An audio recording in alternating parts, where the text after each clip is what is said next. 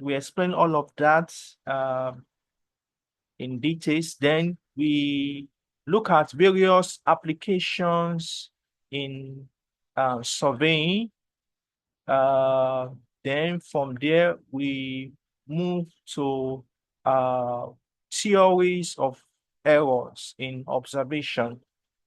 And under the theories of errors in observation, we made mention of the fact that errors are important to surveyors or geomatics engineers. And we try as much as possible to minimize error in all of our measurements or observations. We look at sources of errors.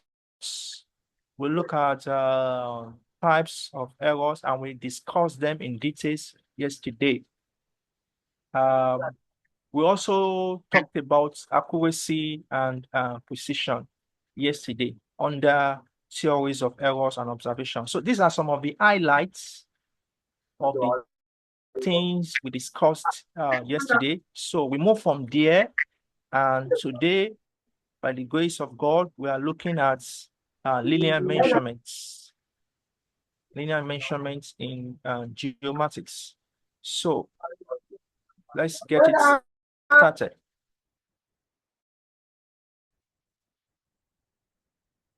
Now, let me quickly mention this, that one of the basic operations in geomatics is linear measurements. What is linear measurements? You are taking measurements of distances between points. Okay, and that is one of the basic operations in geomatics. So different types of ranging. We are looking at the syllabus. What we are going to look at, we are going to look at different types of ranging in this topic.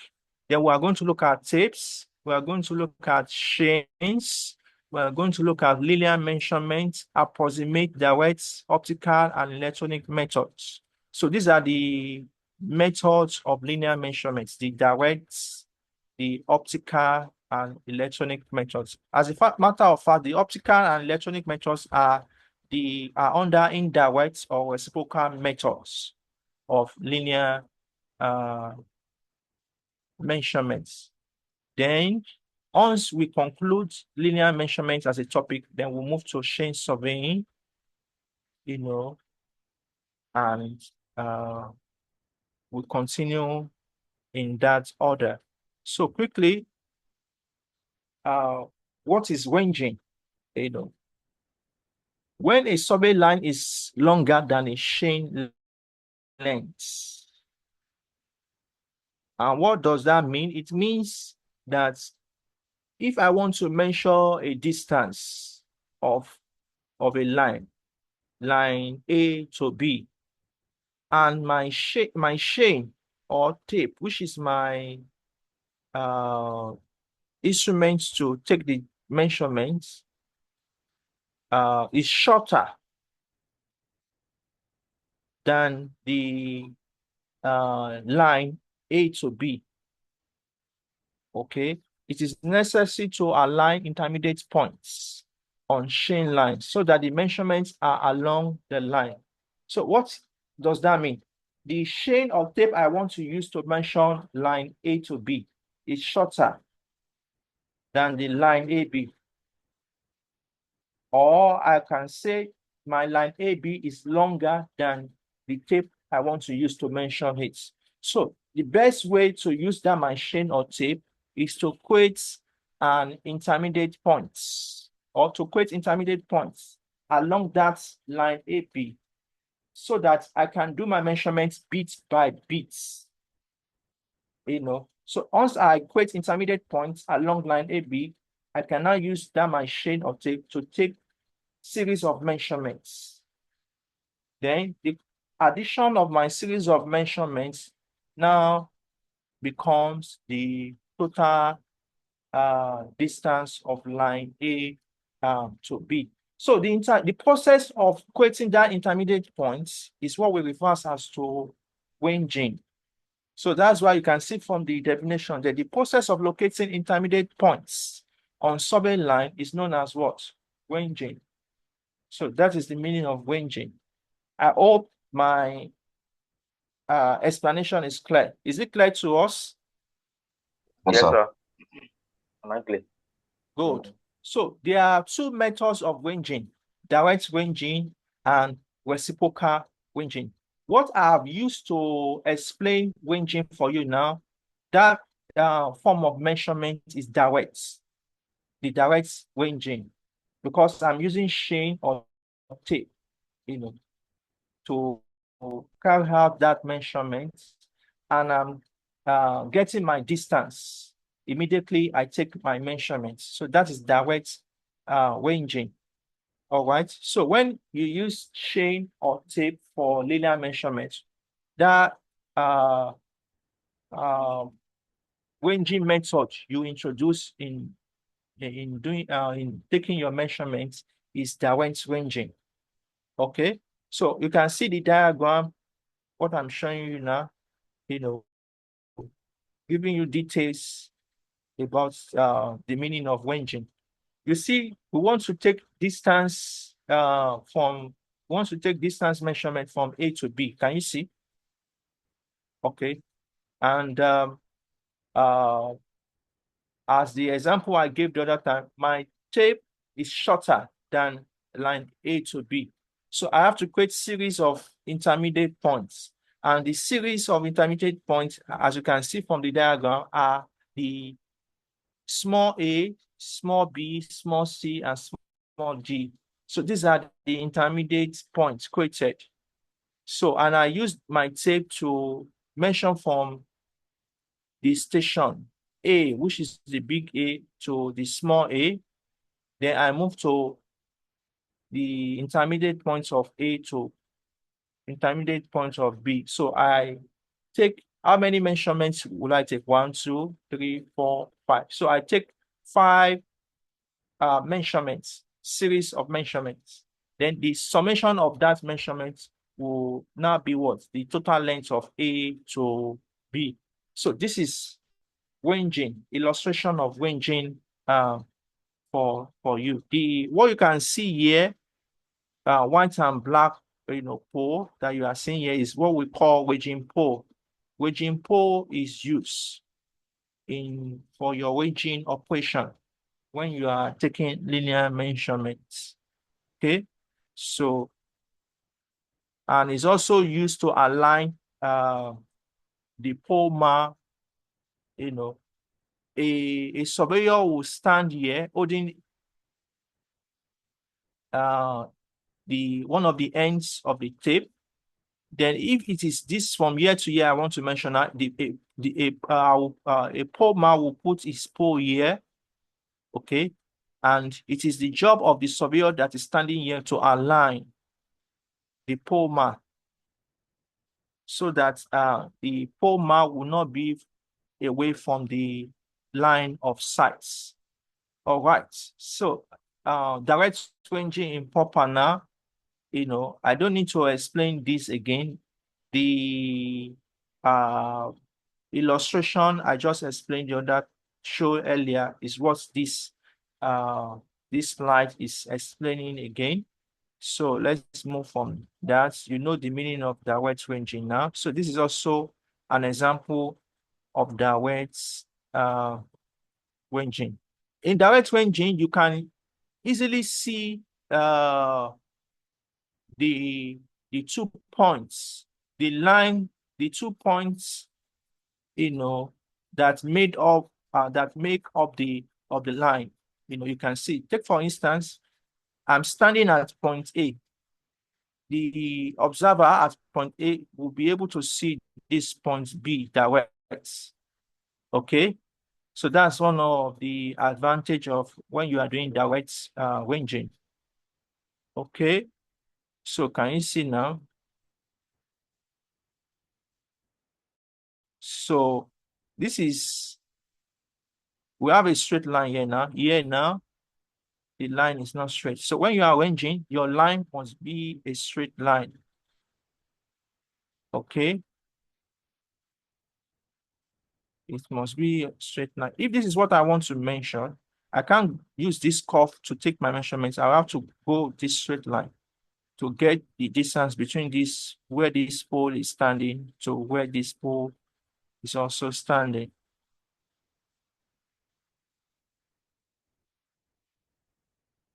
So this diagram is showing you how to hold a pole, a ranging pole.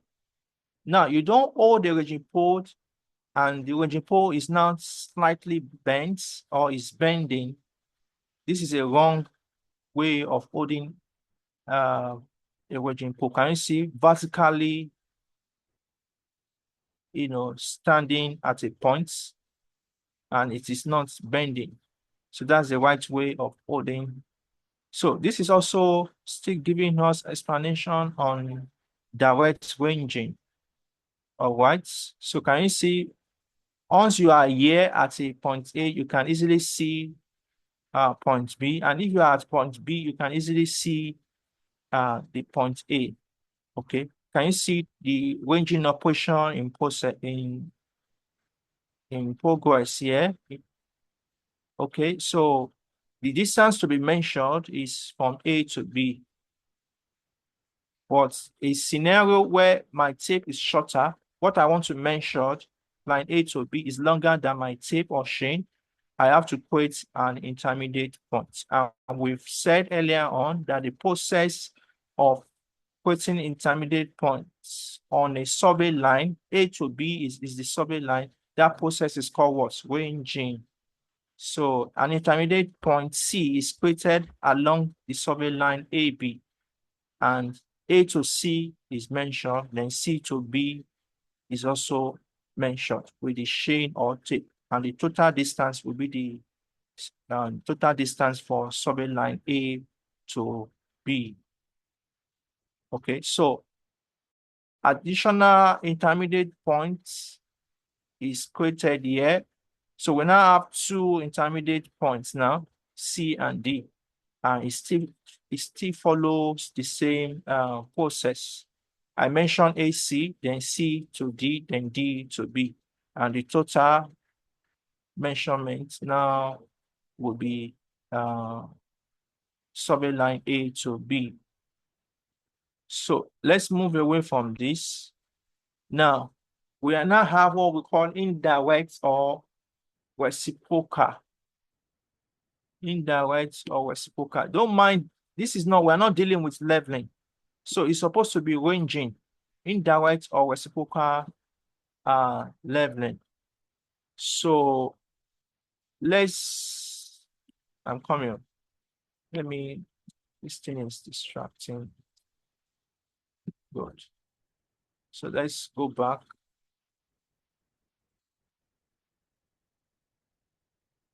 So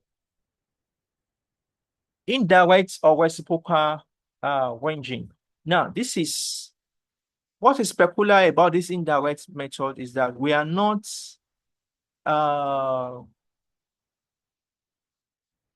using chain or tape.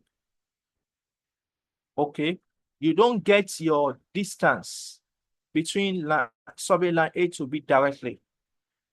Okay, and indirect ranging,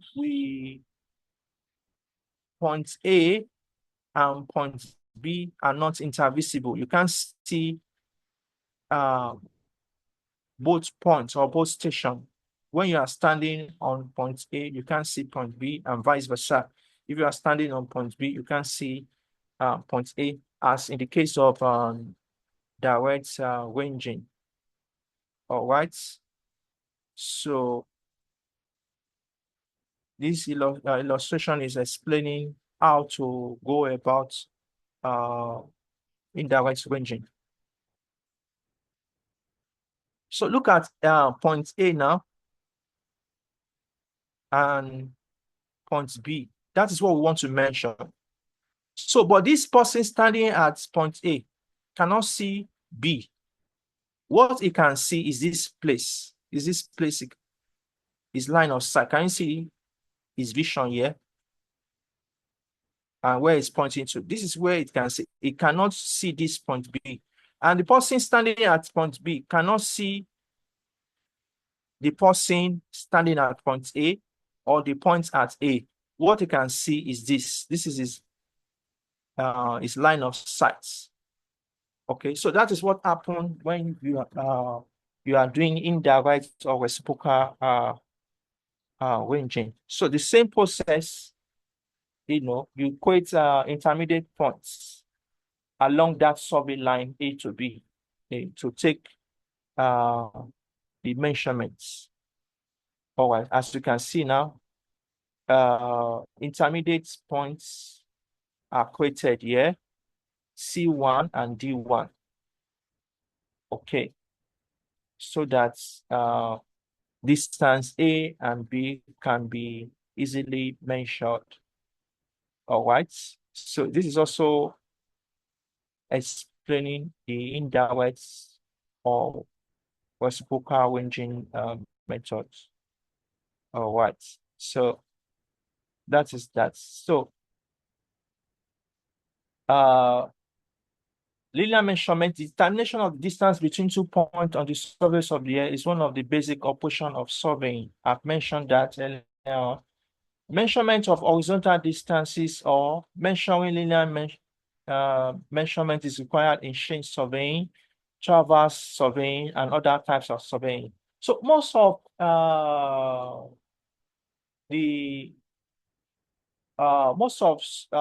whatever methods of surveying you are doing, distance measurement is always very important. Okay, and some of examples are cited here: change surveying, traverse surveying, and other types of surveying. So you have to do linear measurements, which is the distance measurement. And most of the distance measurements are horizontal distances. Okay, some cases we do vertical distances, which is the heights. Okay, so now method of linear measurements. We have the direct methods. There are two methods. We have the indirect methods and the indirect methods. So the optical methods, the EDM methods are under the indirect methods. So what makes a linear measurement to be direct method? When you are able to take your distance directly, okay, like the use of tape or chain, to measure something like A and B. You are standing for the speed, then equals to 2D over T. Then once you make the distance the subject of the formula, what you should be having is D equals to X multiplied by C divided by 2. All right, so we know the speed of lights. Okay. All right, then the time travel, to and fro divided by 2, then will now give you the distance. So that's what EDM does. Okay. So, and it's not a direct measurement. That is why it is indirect. The same thing with the optical methods. Both optical and EDM methods are indirect methods of linear measurements. All right. So in the direct method, the distance is actually measured during field work using chain or tape. I've emphasized that. This is the most commonly used method for linear measurements. In the optical methods, principles of optics are used. The distance is not actually measured in field, but it is computed indirectly, as I've explained, using EDM device for you. The instrument used for making observation is called tachymeter. You can use tachymeter as instrument to take your distances. Okay. Tachymeter is also a subject on its own, but let me just give you a brief detail of what a tachymeter is. A tachymeter is a transit theodolite. You know, when you use a transit theodolite and a staff, then that transit theodolite with a staff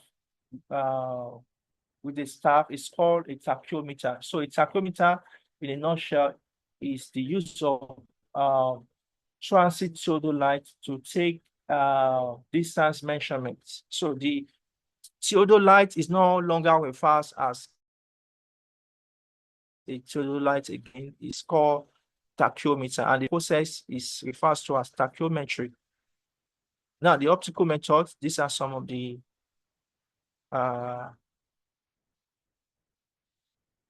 illustration for you. All right. So I've explained electronic distance measuring. You know, this is what the electronic distance measuring, electromagnetic distance measurement instruments. That's the actual name. Electromagnetic distance measurements, not electronic distance measuring, because it's based on the principle of electromagnetic energy or radiation. All right. These are practically replacing the measurement of distances using shape, chains, or tapes. There's a large variety of such instruments, and depending upon the precision required, the instrument should be used. So depending on what accuracy you want to obtain, you can, and it even makes life easy. Instead of drawing tape all the time, EDM makes it faster and easier compared to the use of chain or tape. So this is a total station. I told you a total station is an integration of a theodolite and EDM. So that's why you are seeing it here. So the EDM is already integrated into this total station, and you can see the wavelengths of the electromagnetic radiation here, the lambda, which is denoting the wavelengths. So in linear measure, we have what we call the approximate method.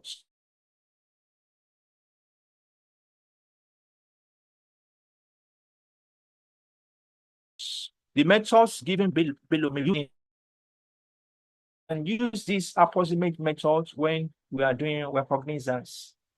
Recognizance, what it means is a preliminary survey. You have not started the survey, but you are just going there to observe where you want to do your survey. Check the environment. How does the environment looks like?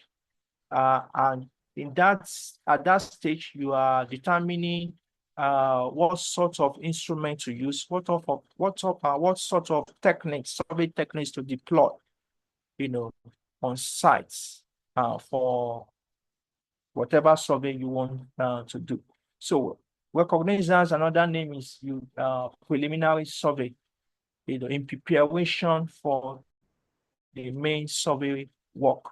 Okay, so or when there's a mistakes in linear measurements, the method of approximate methods can be deployed. So one of the approximate method is pacing. And we use our leg for pacing. A distance between 2 points can be approximately be determined by counting the number of paces and multiplying it with average length of the pace. So let me quickly show you. Can you see the pace of this man now? So it's using an approximate method to know the distance between 2 points. So depending on the length of his pacing and the number of pacing, that will determine the total distance. So if this man knows the length of his pace, then if let's assume he has, he did 10 counts, then that will be the number of counts multiplied by the length of his pace, and that will make up for an approximate length of whatever you want to mention. So can you see this man now, the pace of this man? This is a pace now. Can you see how a pace, the length of his pace is measured from the front foot of this man, the edge of his shoe, then to the leg behind, which is the front also. So that's how to take the length of a pace. So this is one pace now. So if this man, let's assume this is the distance this man wants to cover. So whatever number of pace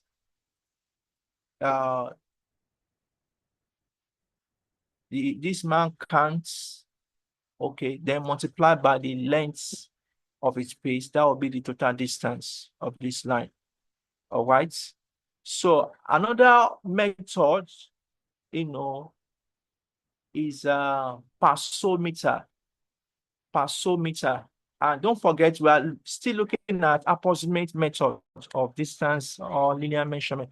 Parsometer, it is a small instrument which counts the number of paces. Okay. So instead of you maybe counting the number of paces manually, we have an instrument that does that.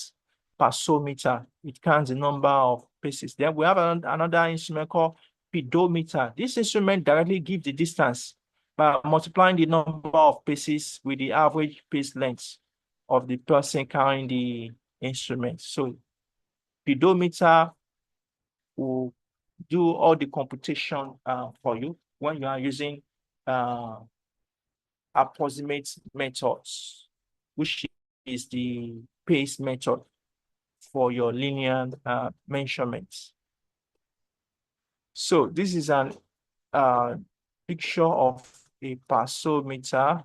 This is a picture of pedometer. All right, can you see how it is attached to the observer? Okay. Now we have the odometer. An odometer is a simple device which can be attached to the wheel of a bicycle or any such vehicle. The odometer registers the number of revolutions made by the wheel. The distance covered is equal to the product of the number of revolutions and the perimeter of the wheel. So that is how odometer is being used to mention distances. All right. So I can attach an odometer to a bicycle. I can attach it to a car. Okay. So based on, like, if it is attached to a bicycle now, that will be the number of revolutions made by the wheel of the bicycle multiplied by the perimeter of the wheel. Okay. That will be the total distance measured by the odometer. So if it is to the car, so that will be the number of revolution made by the tire of the car, then multiplied by the perimeter of the tire, which is the wheel in case of a bicycle. That will give us the distance. So this is picture of odometer. Now we have another.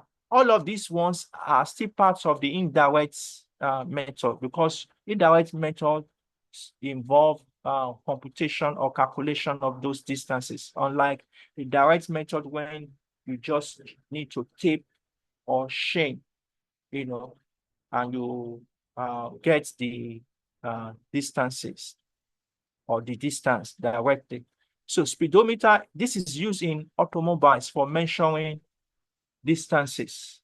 So instead of using odometer for your car, there's another instrument, advanced instrument, which is the speedometer. Okay.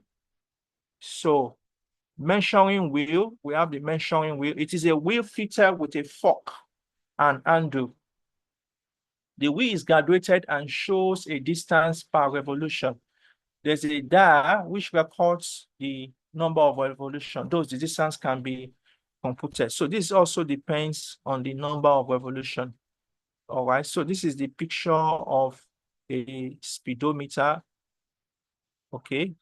So, and this is, many of us have seen this. Okay. So it's always there inside a car or vehicle. Okay. So, oh, I've moved.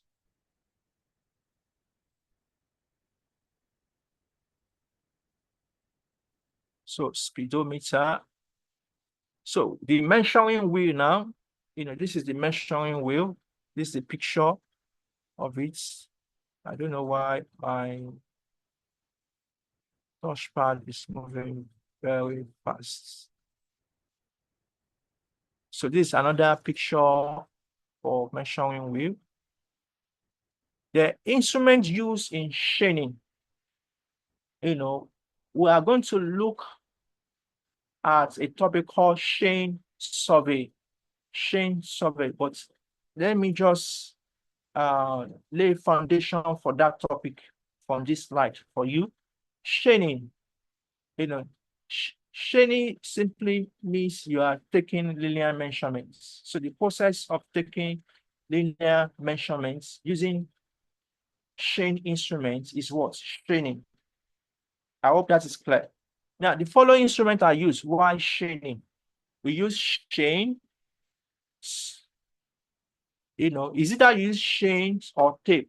You can't use both because chains and tapes, they do the same thing, the same thing. We use them for linear measurement. So is it that you use chains or tape? So arrows, we use wedging rod or wedging pole and offset rod. We use lats and whites, we use pegs, we use plumb bob, and we use line winger. Take note of all these instruments I just mentioned now. Now, we have different or various types of chain used in surveying. We have the metric chain, we have the Gunter's chain or surveyor's chain, we have the engineer's chain, we have the revenue chain, and we have the steel band or band chain. So take notes of this type of chains that we have: the metric chain, the Gunter's chain or surveyor's chain, and other ones I just listed here. So the metric chain.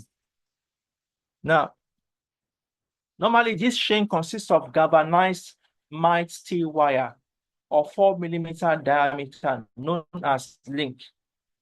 I don't want to bore you with all of this. These slides I'll be showing now. They are giving you the properties of each type of chain. Like this metric chain, is telling you that is mentioning the properties of those of the metric chain. Can you see this is a picture of the metric chain? As you can see, we have all of these have their distances. Once I will release this material so that you can look at all of their properties. Can you see now? Gunter's chain, a 66 feet long chain consists of 100 links, each of 0.66 feet. It is known as Gunter's chain. So all of these properties is important for you to know them, to be aware of them. I hope you are taking notes. So you read all of this. The chain, engineering chain, look at the properties of engineer's chain. All right. So, and this is the picture of engineering chain, the revenue chain. This is the property, the 3 feet long chain consisting of 16 links. All right. So if a question comes now and say that, okay, a chain that has 33 feet long chain consisting of 16 links is what? A, revenue chain, B, Gunter's chain, engineering chain. I'm just giving you how a question can come up, and all of this, you need to take notes of them. So this is a picture of revenue chain. Hello, hope you can hear me. And you are taking notes of all the things I'm saying. Yes, I hear you, sir. Hello? Yes, sir. Yes, sir. Yes, sir. All right. Yes, sir. So this is the property of steel band or band chain. Okay. So take notes of that also. I think we have moved.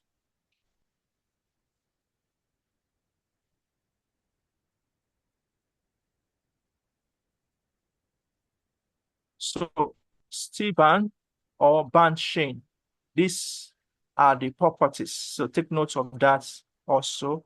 This is the picture of steel band or band chain. Then testing and adjustment of chain.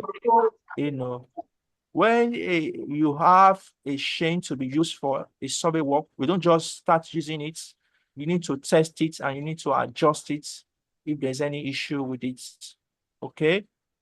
So, because why do you need to test and adjust? Because you don't know where the chain is coming from, the source of the chain or tape.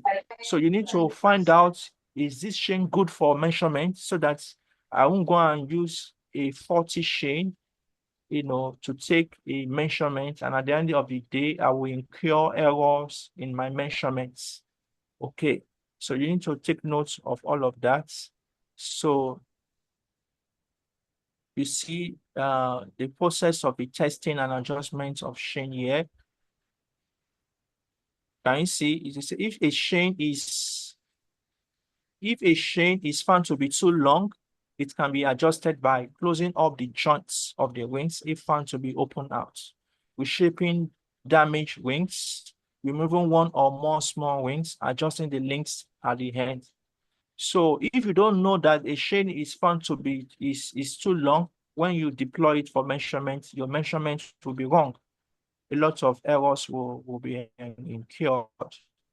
So the same thing is when it is too short. So these are the procedure. Okay. So avoid all of that issues. Okay. To avoid all of the issue. So measuring tapes. Tapes are used for more accurate measurement. The tapes are classified based on the materials of which they are made up, such as cloth, linen tape, fiber tape, metallic tape, steel tape, invert tape. The use of chain for linear measurement is more archaic than the use of tape. Okay. Whatever measurements you'll be using, making now, you see tape being used often. You can hardly see chain these days, okay? Because chain is archaic, is obsolete, but it can still be used, So the tapes are classified based on the materials of which they are made of. So the tapes are classified based on what sort of material that was used to manufacture it, as you can see from the highlights here. So can you see the use of tape? I know you are more familiar with the use of tape than chain. I can even say that most of you have not even seen a chain before, unlike tape, that it is more popular in this generation. Can you see cloth or lining tape? I know most of you have seen this before. So the fiberglass tape, which is this, and this is also common. The metallic tape, this is also common. Steel tape, this is also common. Invert tape. Okay, so all of these are common. So arrows are made up of tempered steel wire of diameter 4 millimeter. One end of the arrow is bent into wing of diameter 50 millimeter, and the other end is pointed. Its overall length is 400 millimeter. So 400 millimeter, that should be 0.4 meter. Arrows are used for counting the number of chains while measuring a chain line. Can you see the usefulness of arrows? What do we use it for? For counting the number of chains while measuring a chain line. An arrow is inserted into the ground after every chain length measured on the ground. Okay, so whenever I take my chain length on the ground, I use my arrow to indicate where I measured on the ground.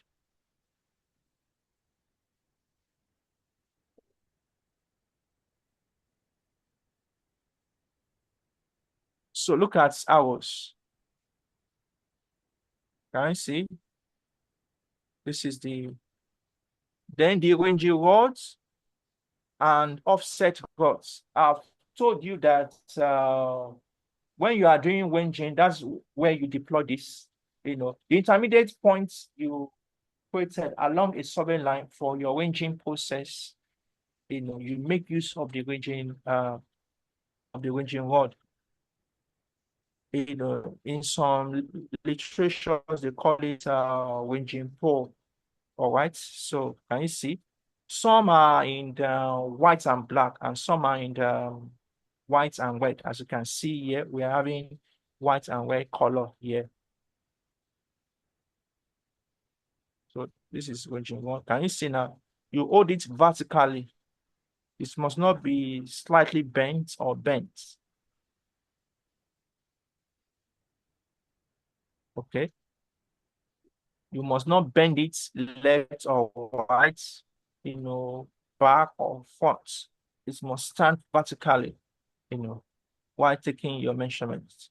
So we have the black or red bands, as I have explained, earlier on, and that is what this picture is depicting. So blacks and white. So don't let me waste much of our time here. But these are very important, things you need to know. So you need to read them. The lats and whites. Can you see? This is the picture. Then we have the pegs. So all of these instruments are what we use when you are doing chaining. Okay. So plumb bob. Can you see the plumb bob? Then line ranger, an optical instrument used for locating points on a line and hence useful for ranging. So can you see line ranger? So I can see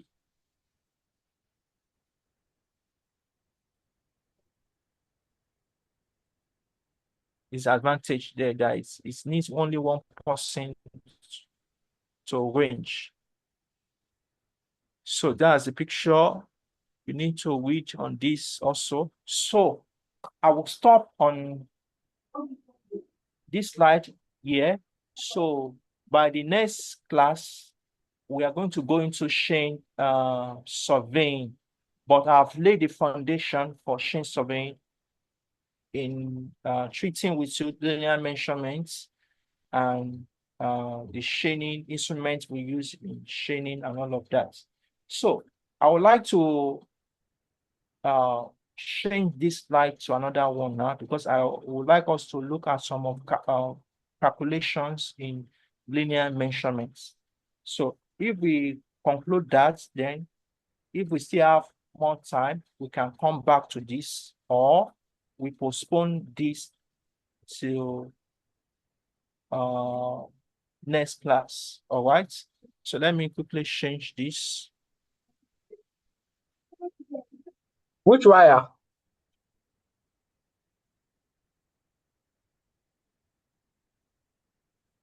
Who is saying which wire? So can you see my screen? Can you see it? What are you saying? Tell me what you are saying. The fonts are too tiny, sir. Eh? The fonts, they are too tiny, like they are small. I can't hear you. The fonts, sir, the fonts. Can't see anything. Fonts, sir. Like the letterings.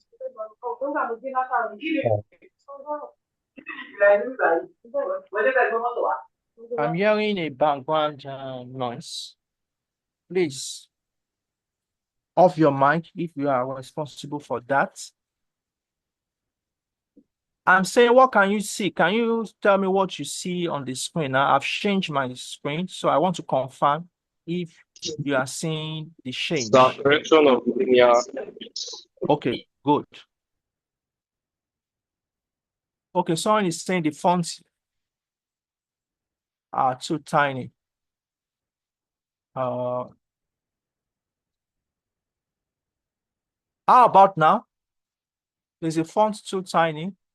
Are the fonts still too tiny?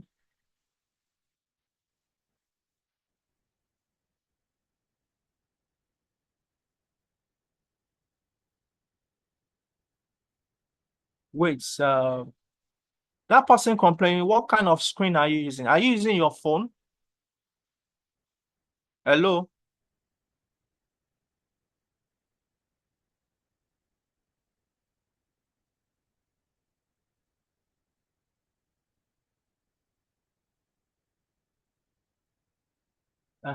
That's why you are having that situation. If you are using your laptop, the fonts cannot be tiny. Because I was wondering what's going on. It's because you are using your phone.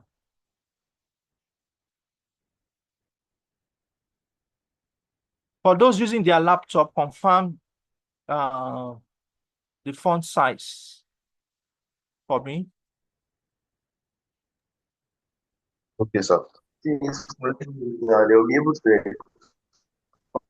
Someone is suggesting that you should rotate the phone, make the They'll be phone able to to be on expand their landscape instead of your portraits.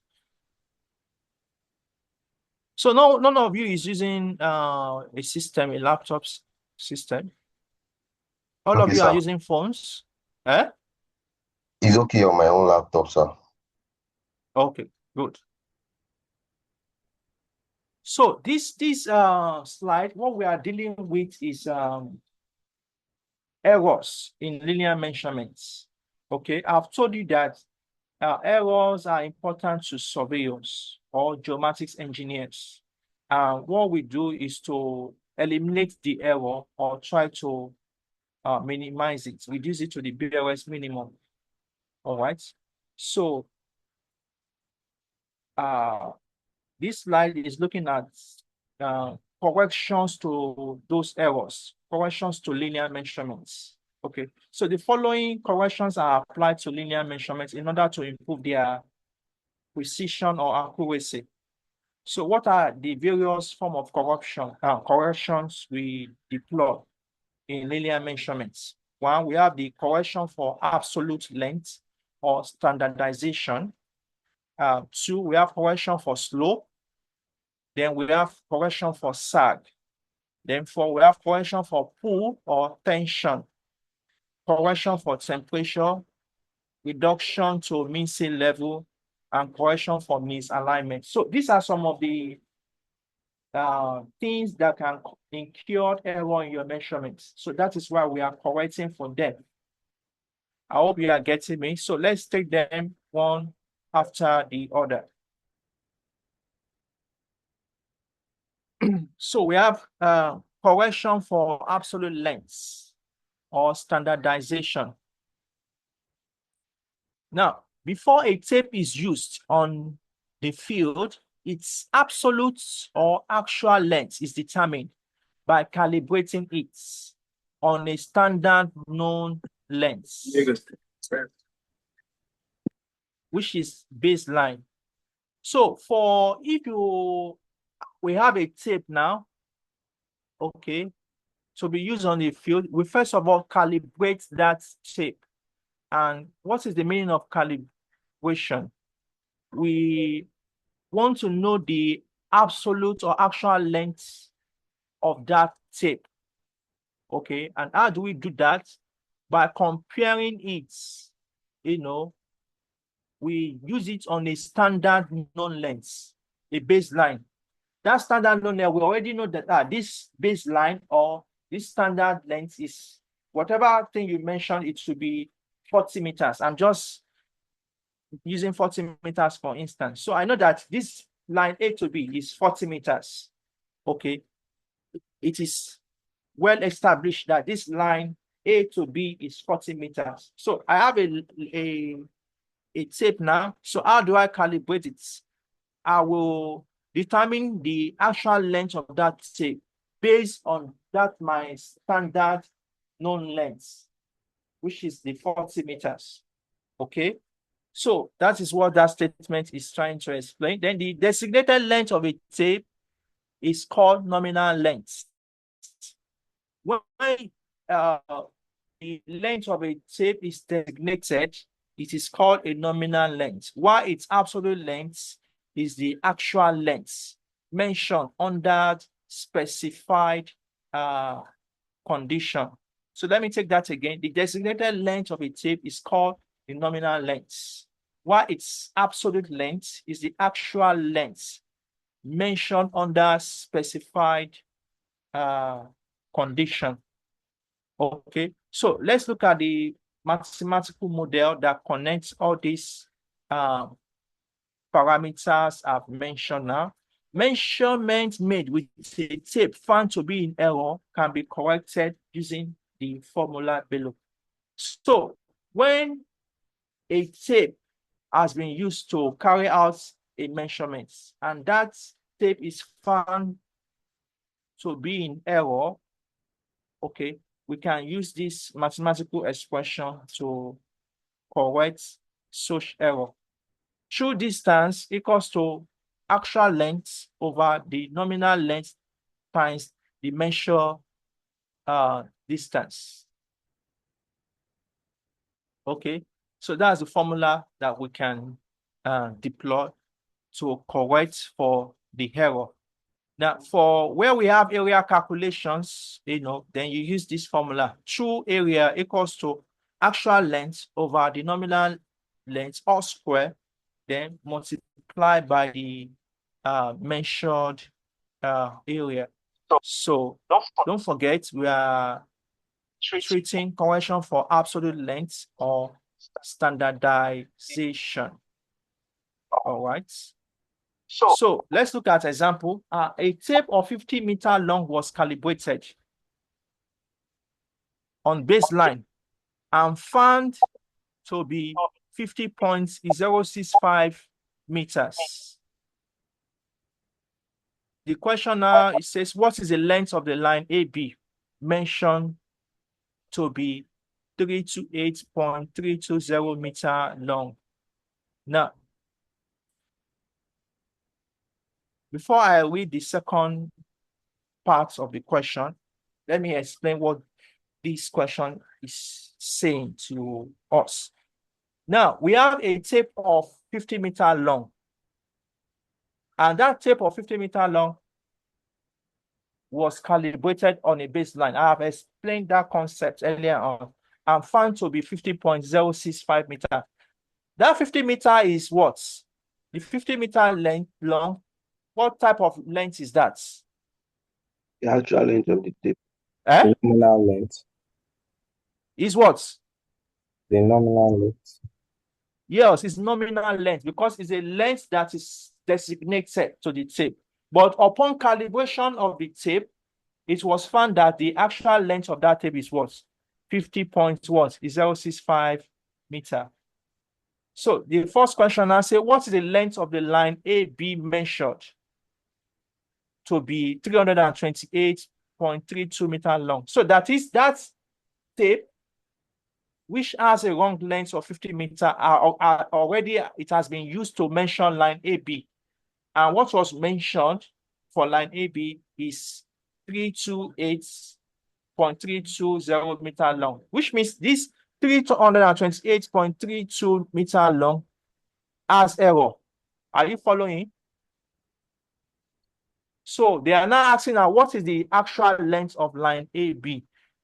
So we have a formula which says the true distance equals to actual length over nominal length times mentioned distance. So the actual length is what? 50.065 meter of the tape.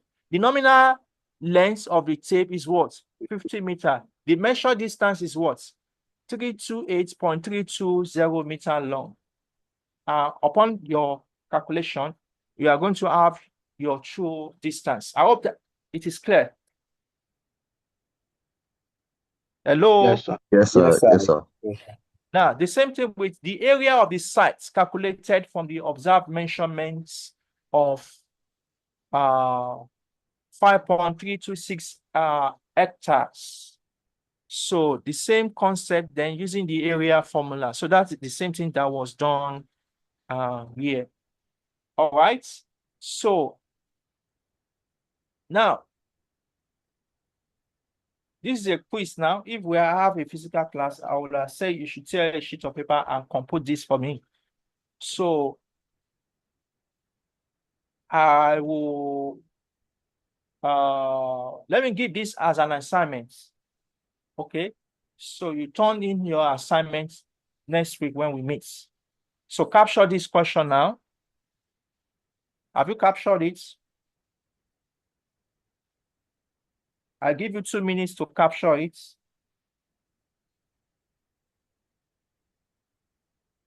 What says the time now? Okay, 1:13. I wait for 1:15, 15 minutes past 1. So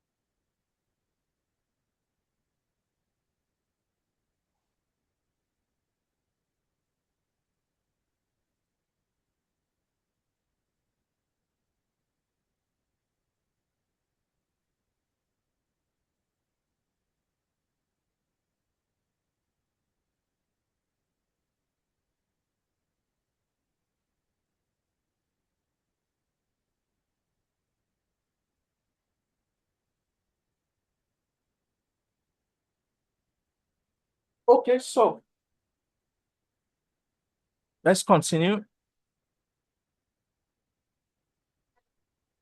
Now we now have the second correction, which is a correction for slope.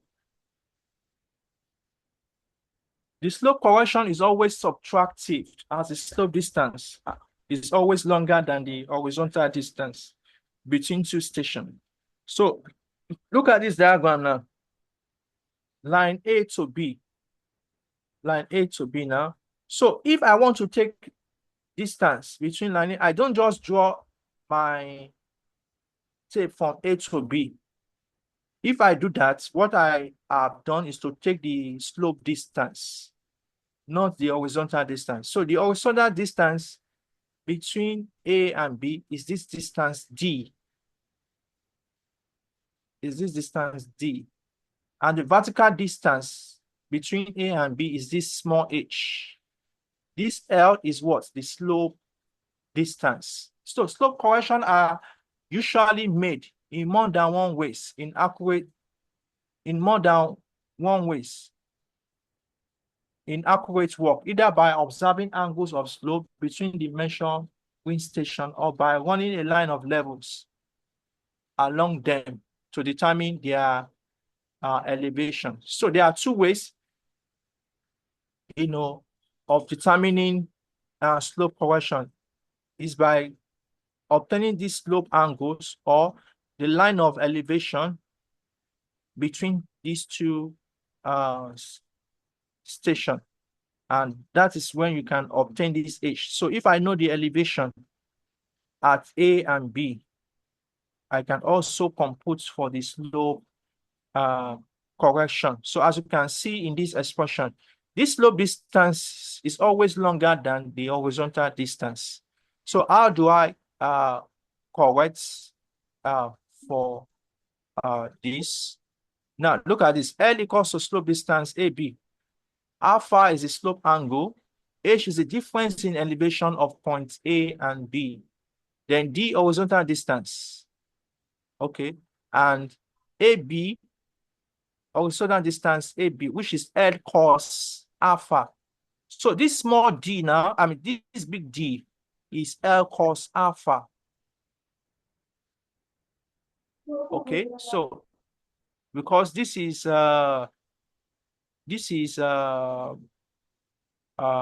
adjacent over hypotenuse, which is D over L, which is equals to cos alpha. Okay, then once you make D the subject of the formula, we now have D equals to what? L cos alpha. So from year to year is L cos alpha. Now the slope correction is the difference between this L minus D. This L minus D is the slope correction. I hope you get what I'm explaining. The slope correction is L minus D. L minus D. Don't forget D is what? L cos alpha. So we now have L minus L cos alpha. So L is common between both expressions. Make factorize that expression. That's when you have this L to bracket 1 minus cos alpha. Is that clear? Yes, sir. Is it clear to you? Yes, sir. Okay. So don't mind this one. Just this, I don't know. Can I, where my cursor is? Just know that D, which is L cos alpha. So now let's use our difference in elevation of points A and B. So that's another way we can obtain our slope correction. And what is the mathematical expression? Is H squared over 2L, H squared over 2L, the slope correction when you are using the elevation between points A and B, difference in elevation of point A and B is this small h. Okay, so slope correction equals to H squared over 2L. So let me see.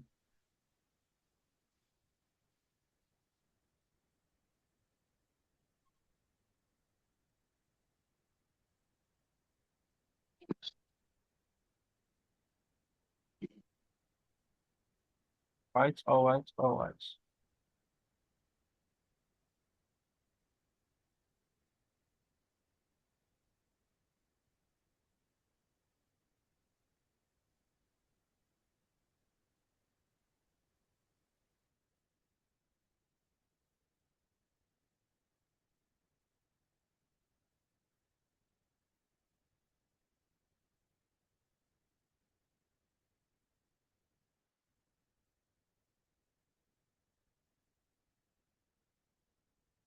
If we make, I'm trying to do some mathematical manipulation here so that we can see how this is obtained.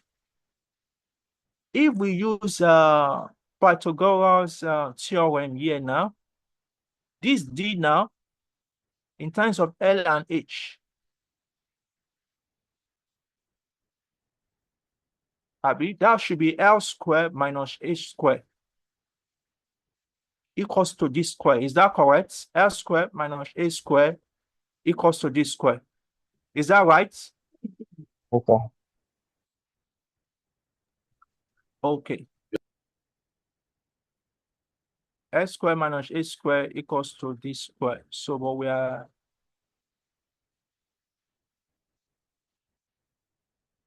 this square. So this square is D now will be square root of L squared minus H squared. All right. Then L minus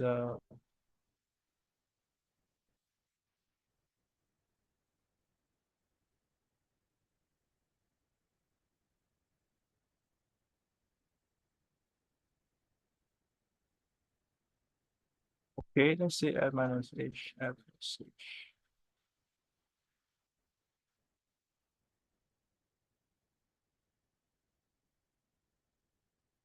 Okay, let me give you this as an assignment.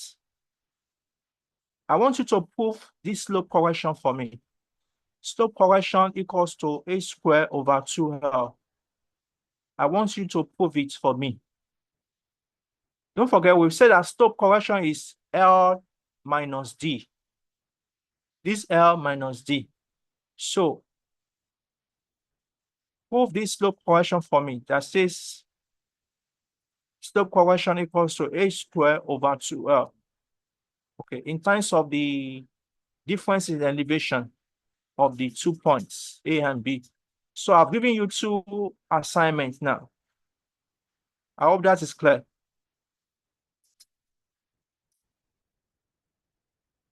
So this one now is a question using that formula, H squared over 2L. The distance between 2 points A and B measured along a slope is 736 meters. So this is L now. L equals to 736 meters. Find the horizontal distance between A and B when the difference of elevation of A and B is 44 meters. That is your H. Okay. So we are looking for the horizontal distance, which is the big D. Okay. Which is the big deal. So we can compute first the slope correction, which is equal to H squared over 2. H is what? 44. So 44 squared over 2 times what? 736 meters. So that is what happened here. And we find this value. Then how do we find the horizontal distance, which is the D? We know that slope correction equals to what? L minus what? D. And when you make D the subject of the formula, you see half D will be equal to what? L minus what? Slope corrections. Okay, that's why we have this. D equals to L minus slope correction. All right. So this is also correct. So let's go back. So that's how we have your D, which is equal to 734.645 meters. I hope this is clear. Is that clear?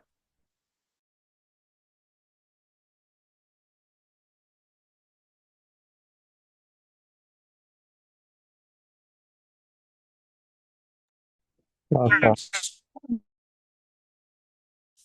AB, and they say in the horizontal distance of line AB, even the difference in elevation of A and B is 44 meters. Okay. Use both mathematical formula that I explained earlier to compute it. That's all. All right.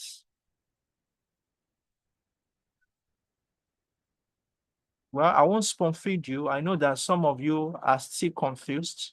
You are no longer a secondary school student that I will spoon feeding. So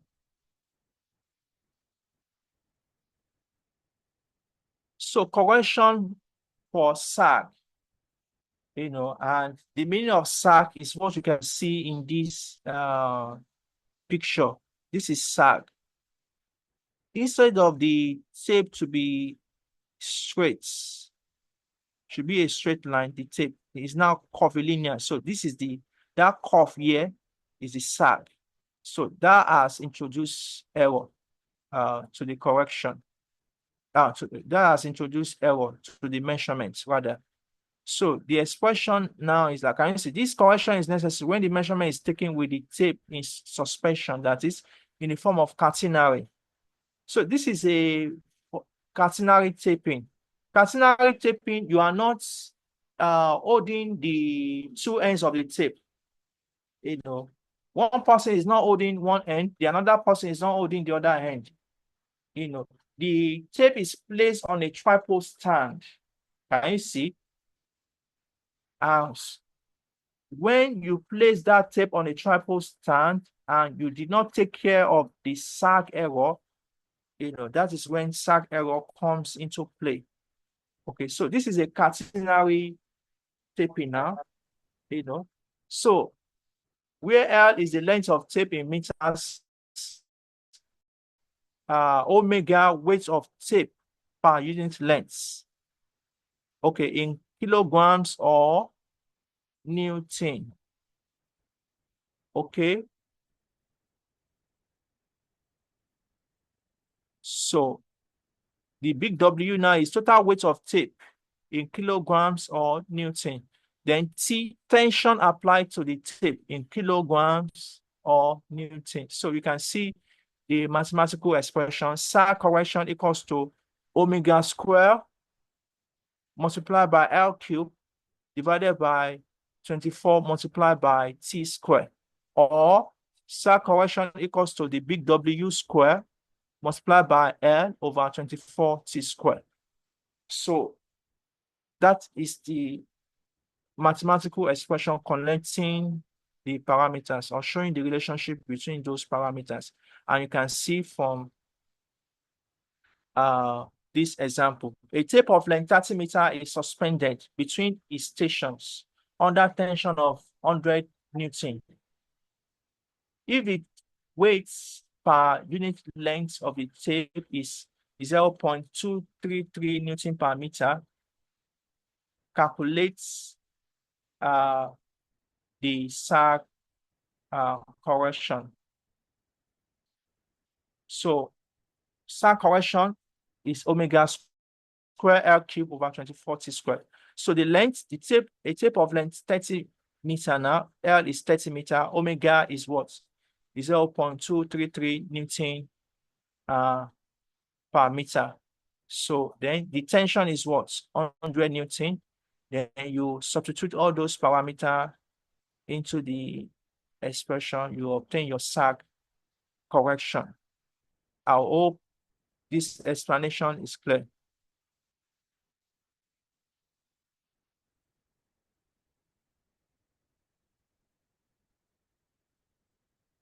Okay, so that applies to other correction. Correction for pull or tensions, we have its own mathematical model. So when we have two people holding two ends of the tape, and the way they are pulling the tape, you can apply too much tension on both ends of the tape. So that can also cause error. So we have a mathematical expression that's correct for the pull correction. So the same concept here, and example is shown here for us. The same thing with correction for temperature. When temperature acts on a tape, it can shorten, it can make the tape to contract or expand, and that can incur error in measurement. So this is the mathematical expression, and this is the definition for all the parameters in it. So I'm deliberate in not going in details again because I know that it's something you can understand, and I'm going to release this material for you so that you can look at all what I'm saying in total and take notes of them all. All right. So reduction to mean sea level, that's another aspect of corrections to linear measurements. And this is the example and the calculation. So we are done for all this. So don't forget my 2 assignments I gave to you. So I'm going to release this material to you also. Let's go back to this. Can you see my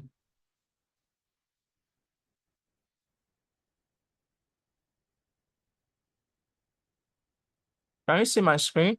What are you seeing? Yes, sir. Chain surveying. Good. So chain surveying is a type of surveying in which only linear measurements are taken on the field. So in chain surveying, we only deal with linear measurements.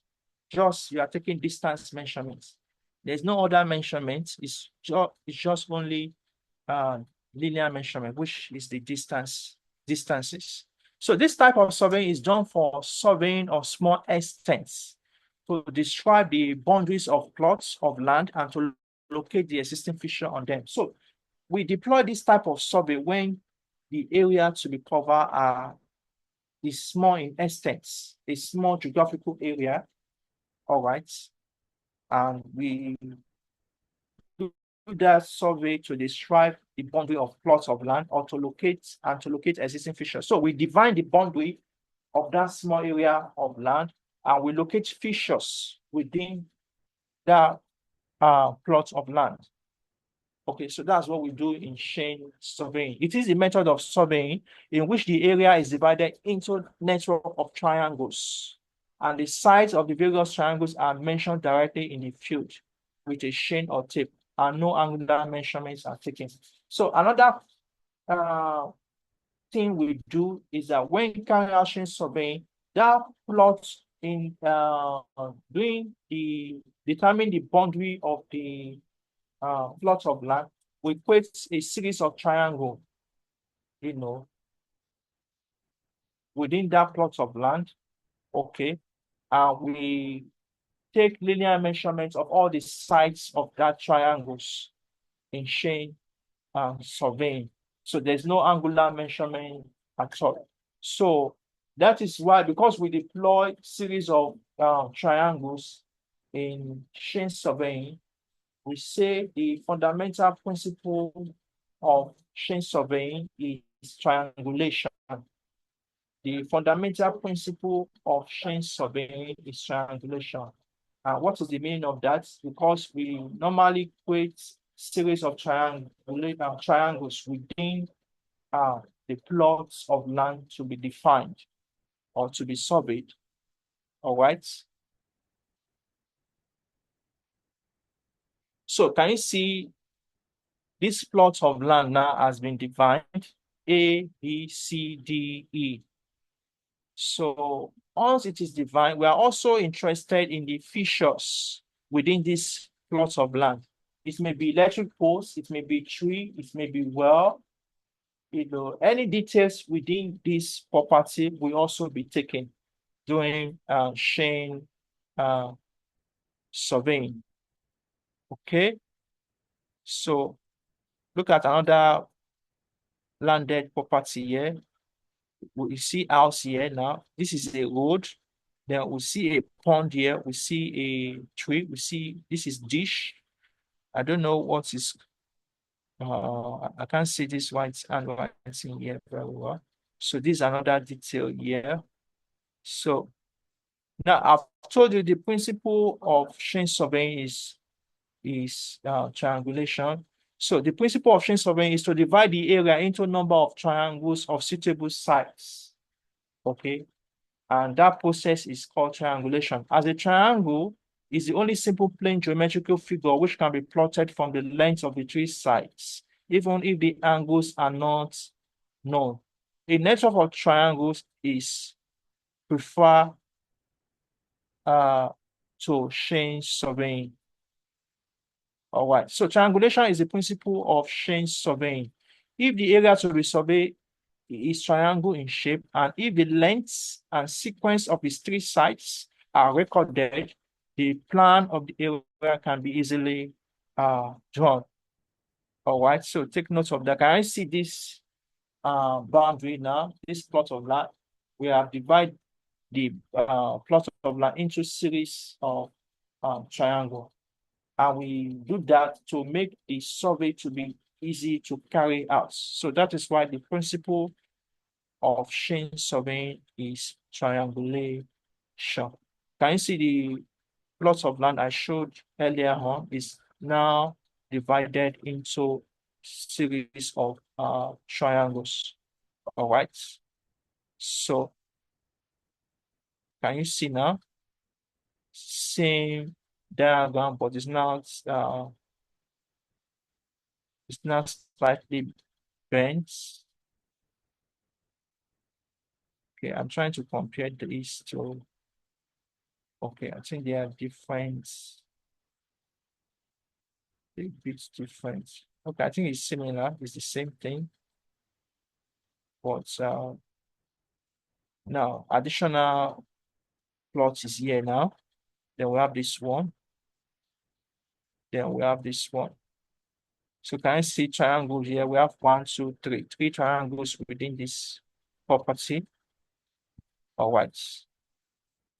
So you see the peg A, peg E, peg A, B, C, D, and E. You know, once you take your linear measurement with your chain or tape, you do the pegging. And that is that was what's done here. That is what was done here. So next slide. So you see another peg here now, white angle. All right, no much differences. So you see there's they are doing a lot of things. Something is going on here now, which I will explain in the processes in chain or in chain surveying. We are seeing offsetting here, which I will explain in due time. Now we have terms related to chain surveying. There are terms or terminology to be conversant with, in chain surveying.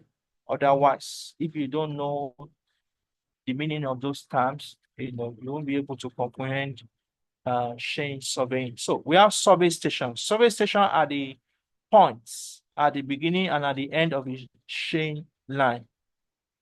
They may also occur at any convenient position on the chain line. So station may be main station, subsidiary station, tie station. So what we are saying now is under survey stations, we have the main stations, the subsidiary stations, and the tie station.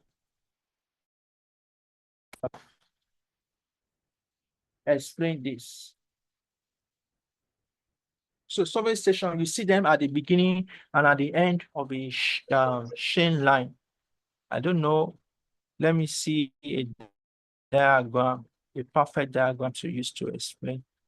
Okay, so look at it. This peg A now, peg B, they are survey station because peg A to peg B is a chain line. Okay, or a survey line. So it is called survey station. So under survey station, we have what we call the main stations. Okay, and the main stations here are the peg A, the peg B, the peg C, peg D, peg E. They are the main stations because they are the stations that define the property. So the main station. So we have what we call the subsidiary stations. So the subsidiary station are stations between these lines. If I create a line between A and B now, it's a subsidiary station. And the same thing happens if I do same with line BC, line CD, line DE. So I create points in between these lines. So the points there are called the subsidiary stations. All right. So we have the tie station. The tie station is also a form of subsidiary station. Okay, so I will give more details on that as we move on. So this is a typical example of chain surveying showing the diagram. Okay, so look at this now. The main stations here are A, B, C, D. Can you see the main station? And the main survey lines are A, B, B, C, C, D, D, A, or AD. These are these main survey lines. I hope you are following. Now, we have what we call the tie points. And I told you that tie points is a form of subsidiary station. Sometimes you'll be seeing me saying tie points. When I say tie points, I mean tie station. Okay. Sometimes if I say main station, I mean main. I may also call it main points, but the right word is main station. So let's stick to station. So now look at this now. Line B to C. Line B to C now is the main survey line. Okay, the main survey line. Then this station C now and station B. What sort of station are they? For my explanation, what is the station called? Station B and C. They are called what? Let's respond.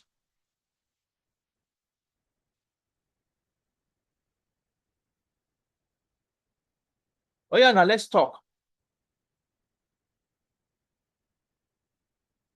You're wasting my time. Oh.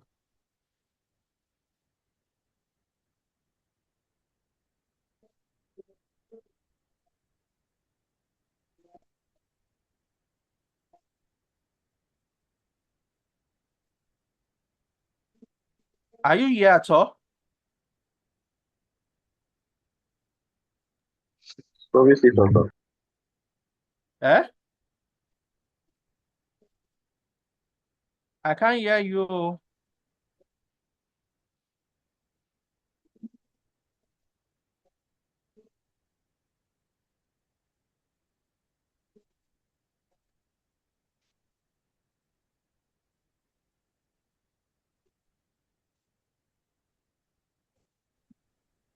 Sir, are you still here? So I can't hear you anymore.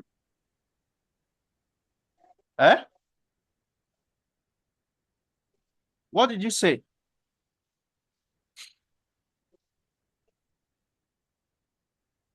No, it's not subsidiary station. It means you are not following. Station B is a main station. Station C is a main station. Station D is the main station. Station A is a main station. So line connecting these stations are called what? Main survey lines. So line AB is main survey line. Line BC, main survey line. Line CD, main survey line. Line DA, main survey line.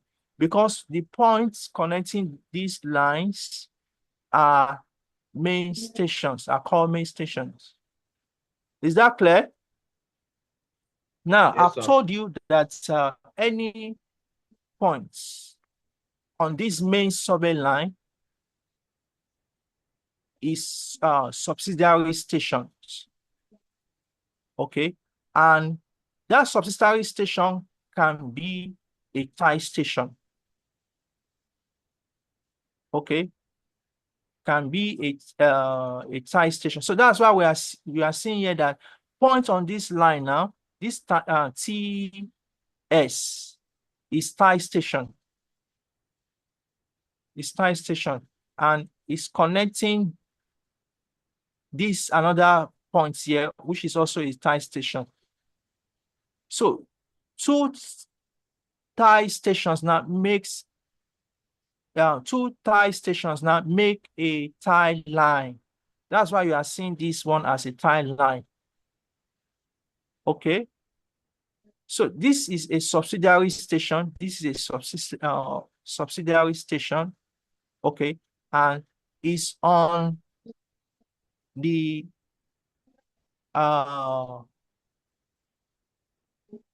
is on this line, and this line is the longest line in this chain survey. Because it's the longest line, we call that line baseline because it is the longest line. Okay. The points, the line that connects main station B and main station D is the longest line. So it is called the baseline. And the points here along this line is the X1 and X2 subsidiary line. This one is called the tie line. So how is this called a subsidiary station? Can you see this line is coming from main station A, connecting these points. And this one, this line now is called the check line. The check line. And check line is used to determine the accuracy of your chain survey. That is what a check line is used for. While the tie line is majorly used for identifying features within the plot of land. All right, so we'll go in details with that. Can you see all the definition is captured here. So let me stop here. Do you have any question based on what I've explained so far? So these are the definition of all the terminologies which we are going to look at in the next class. All right. So will the next class be physical or still virtual? That's what I don't know. Before I started this class, I've asked your class rep to get back to me on that. They've said they are going to revert to me on if it's going to be physical class or online class. So class rep, let me have your feedback on or before tomorrow. You can just send a message via WhatsApp to me privately. All right. Any other question?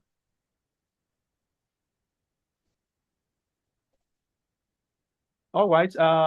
Please, class rep, take notes of the attendance. The class rep, I would like to see you on Monday by the grace of God.